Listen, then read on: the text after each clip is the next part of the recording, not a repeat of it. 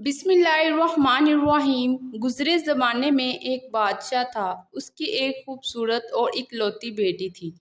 अपनी खूबसूरती और दौलतमंदी की वजह से वो बहुत मगरूर और गुस्ताख हो गई थी। जब भी इस शहज़ादी के लिए कहीं से शादी का पैगाम आता तो वो इसे ठुकरा देती और इसका खूब मजाक उड़ाती। एक दिन बादशाह ने बड़ी दावत की और इसने शहजादों को बुलाया। इस दावत में शहजादी के लिए बहुत से शहजादों के रिश्ते आए। वो शहजादे अपने मर्तबों के हिसाब से कुर्सियों पर बैठ गए। शहजादी इस दावत में अपनी कनीज़ों के साथ बड़े ही मगरूर अंदाज में आई। शहजादी जिस शहजादे के पास से गुजरती उसको बहुत ही मगरूरी से देखती। एक शहजादे का कद बहुत छोटा था तो उसको देखकर शहजादी ने कहा, जरा छोटू मोटू को तो देखो, और हंस कर आगे चल पड़ी। एक नवाब बहुत गोरा था। शहजादी ने उसे देखकर उसे सफ़ेद चूहा कहा। एक अमीर का रंग सुर्ख था तो शहजादी ने उसको मुर्गे की कुल्ली कहकर पुकारा।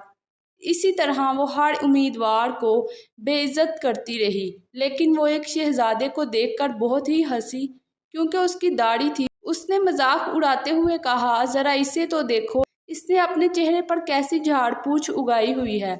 जब शहजादी के वालिद बादशाह ने देखा कि इसकी बेटी ने मेहमानों के साथ कैसे बदतमीजी की है तो बादशाह को बहुत गुस्सा आया। बादशाह ने पूरे महल में ऐलान कर दिया कि अब मेरी बेटी किसी को पसंद करे या ना करे, मैं उसकी शादी किसी फ़कीर से कर दूंगा।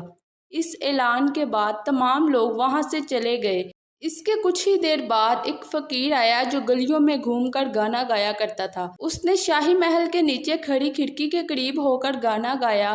बादशाह ने इस फ़कीर का गाना सुना तो बादशाह ने खादिम को हुक्म दिया कि इस फ़कीर को अंदर बुलाया जाए। वो फ़कीर महल के अंदर आ गया। इस फ़कीर ने बादशाह और शहजादी के सामने बहुत ही अच्छा गाना गाया और इसके लिए फ़कीर ने बादशाह से इनाम मांगा। तो बादशाह ने कहा कि तुमने बहुत अच्छा गाना गाया है। बादशाह ने कहा कि मैं तुम्हें बहुत अच्छा इनाम दूंगा, मैं अपनी बेटी की शादी तुमसे करूंगा।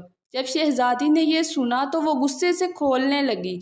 शहजादी बहुत ही रोई पीटी मगर बादशाह ने इसकी एक ना सुनी। बादशाह ने इसे डांटते हुए कहा कि मैंने मेहमानों के सामने कसम खाई थी कि तुम्हारी शादी किसी फ़कीर से करूंगा। अब मैं वो कसम पूरी कर रहा हूँ। ये कहकर बादशाह ने एक काजी को बुलाया और मगरूर शहजादी की शादी फ़कीर से कर दी।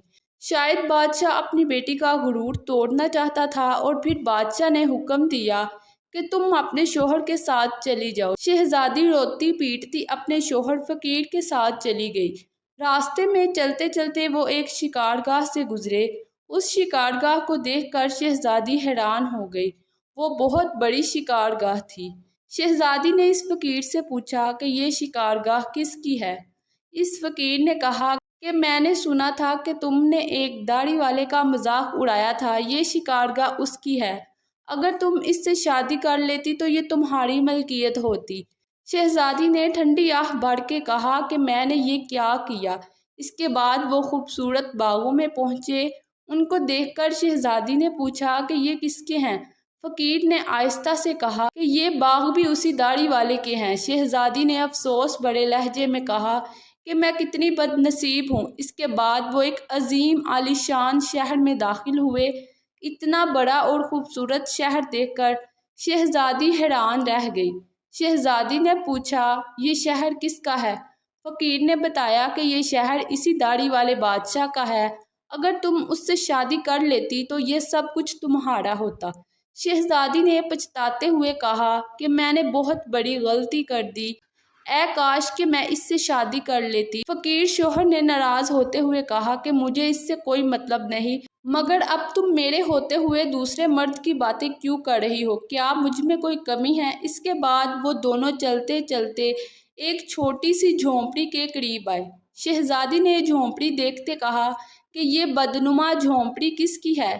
फ़कीर ने कहा कि ये मेरा घर है और यही वो जगह है जहाँ हमें ज़िंदगी गुजारनी है। शहजादी ने कहा, तुम्हारे नौकर कहाँ हैं? फ़कीर ने कहा, हमें नौकरों से क्या काम, तुम हर काम कर सकती हो। अब तुम आग जलाओ और मेरे लिए खाना बनाओ, मैं बहुत थक गया हूँ। क्योंकि शहजादी को खाना पकाना नहीं आता था اس لیے فقیر نے اس کی مدد کی اور کچھ دیر بعد انہوں نے کھانا بنا کر کھا لیا۔ اس کے بعد وہ لوگ سو گئے۔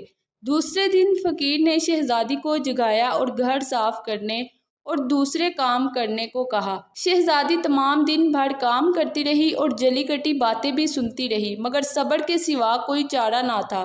وہاں انہوں نے کئی دن گزار دیے۔ پھر ایک وقت ایسا آیا کہ ان کے پاس کھانے کے لیے کچھ نہ رہا۔ فقیر بولا کہ میرے پاس جو کچھ تھا وہ ختم ہو گیا ہے، اب تمہارے کمانے کی باری آ گئی ہے۔ میں ایسا کرتا ہوں کہ تمہیں ٹوکریاں بننے کا سامان لا کر دیتا ہوں۔ یہ کہہ کر وہ شہر چلا گیا اور وہاں سے ٹوکری بننے کا سامان لے آیا اور لا کر شہزادی کو دے دیا اور کہا کہ تم اس سے ٹوکریاں بنا کرو۔ شہزادی نے ٹوکریاں بننی شروع کر دیں۔ شہزادی نے پہلے کبھی ایسی محنت نہیں کی تھی، اس لیے شہزادی کی انگلیاں زخمی ہو گئیں اور شہزادی کی انگلیوں سے خون نکلنے لگا۔ فقیر نے کہا کہ تم اسے چھوڑو، یہ تم نہیں کر سکتی، تمہیں سوت لا کر دیتا ہوں، تم اس سے کپڑا بننا۔ لیکن شہزادی وہ بھی نہ کر سکی۔ فقیر بولا کہ تم میرے لیے بیکار ہو، تم تو میرا کوئی کام ہی نہیں کر سکتی، تم سے شادی کر کے میں بہت بڑے نقصان میں آیا ہوں۔ خیر، میں تمہیں کچھ مٹی کے برتن لا کر دیتا ہوں، ان کو تم شہر میں بیچ آیا کرو۔ شہزادی نے کہا کہ جب میں برتن بیچنے کے لیے بازار جاؤں گی تو میرے ملک کے لوگ مجھے دیکھ کر میرا مذاق اڑائیں گے اور مجھ پر خوب ہنسیں گے۔ فقیر بولا یہ میرا مسئلہ نہیں ہے، یہ تمہارا مسئلہ ہے۔ فقیر بولا کہ اگر تم بھوک سے مرنا نہیں چاہتی تو تمہیں یہ سب کرنا پڑے گا۔ شہزادی اگلے دن برتن لے کر بازار میں بیچنے کے لیے چلی گئی۔ اتنی خوبصورت لڑکی کو لوگ برتن بیچتے دیکھتے اور ترس کھا کر شہزادی سے کچھ برتن خرید لیتے۔ جب وہ برتن بک گئے تو فقیر نے اس کو اور برتن لا کر دیے۔ اگلے دن شہزادی جب بازار میں برتن بیچ رہی تھی تو ایک خر دماغ سپاہی نے شہزادی کے برتنوں کو لات ماری اور شہزادی کے برتن توڑ دیے۔ وہ سپاہی بولا کہ آئندہ دوبارہ یہاں برتن لے کر مت بیٹھنا، راستے کے بیچ بیٹھ گئی ہو۔ تو شہزادی نے گھبرا کر اپنے فقیر شوہر کو بتایا تو اس کے شوہر نے بولا کہ تمہیں کس نے کہا تھا کہ تم راستے میں برتن لے کر بیٹھ جاؤ، وہاں سے لوگوں کو گزرنے میں دشواری ہوتی ہوگی، تم کتنی بے وقوف ہو۔ خیر چھوڑو، یہ تمہارے بس کا کام نہیں، میں صبح شاہی محل جاؤں گا اور دیکھوں گا کہ وہاں کوئی تمہارے لیے کام مل جائے۔ دوسرے دن فقیر نے شہزادی سے کہا کہ میں تمہارے لیے کام ڈھونڈ لایا ہوں، تمہیں محل میں باورچی خانے میں نوکری مل گئی ہے، اس بہانے ہمیں کوئی اچھا کھانے کو ملے گا۔ اب وہ مغرور شہزادی ایک محل کی باورچن بن کر رہ گئی۔ شہزادی سارا دن محل کے باورچی خانے میں کھانا بناتی، کام کرتی اور شام کو لوگوں کا بچا ہوا کھانا لے کر اپنے گھر واپس آ جاتی اور وہ بچا ہوا کھانا وہ میاں بیوی کھا کر گزارا کرتے اور اسی طرح ہی ان کا گزارا ہونے لگا۔ محل کے باورچی خانے میں اسے کام کرتے کچھ ہی دن ہوئے تھے کہ شہزادی نے سنا کہ محل میں کسی کی دھوم دھام سے شادی ہونے والی ہے۔ شہزادی نے باورچی خانے کی کھڑکی سے نیچے دیکھا تو دھوم دھام سے تیاریاں چل رہی تھیں، لوگ جشن منا رہے تھے۔ شہزادی وہ سارا منظر دیکھ کر اپنی قسمت پر آنسو بہا رہی تھی اور اپنے غرور اور تکبر پر بہت پچھتا رہی تھی۔ سوچ رہی تھی کہ وہ اتنا غرور کیوں کرتی تھی، آج اس کی قسمت ایسی ہے، کبھی وہ بھی اس طرح محلوں میں شہزادی ہوا کرتی تھی اور آج وہ ایک نوکرانی بن کر رہ گئی ہے۔ اسی دوران محل کی کنیزوں نے شہزادی کو کچھ پھل اور کھانا دیا۔ ان پھلوں اور کھانے کو شہزادی نے ٹوکری میں ڈالا اور اپنے گھر کی طرف روانہ ہونے لگی۔ جب وہ محل کے دروازے کے پاس آئی تو ایک شہزادے نے اس کا راستہ روک لیا۔ وہ شہزادہ بہت ہی خوبصورت اور شاندار لباس میں تھا۔ شہزادی نے جب اپنی نگاہیں اٹھائیں تو دیکھا کہ وہ وہی داڑھی والا شہزادہ تھا جس کا شہزادی نے مذاق اڑایا تھا۔ شہزادی اس بادشاہ کو دیکھ کر بہت ہی شرمندہ ہوئی اور خوف کے مارے اس کے ہاتھوں سے ٹوکری پھلوں والی نیچے گر گئی۔ شہزادی کا سارا کھانا بکھر کر رہ گیا۔ شہزادی کا یہ حال ہوا کہ کسی طرح زمین پھٹ جاتی اور وہ اس زمین میں دفن ہو جاتی۔ شہزادی نے اپنا ہاتھ چھڑوا کر وہاں سے بھاگنا چاہا تو شہزادے نے پھر آگے سے پکڑ لیا۔ شہزادہ کہنے لگا، کیا تم نے مجھے پہچانا نہیں؟ میں تو وہی ہوں جو تمہارے ساتھ جھونپڑی میں رہتا ہوں اور میں وہی سپاہی ہوں جس نے تمہارے برتن توڑے تھے۔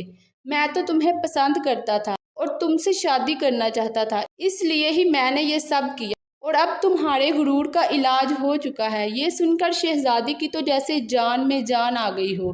شہزادے نے کنیزوں کو حکم دیا اور کہا کہ میری رانی کو دلہن بنا کر لے آؤ۔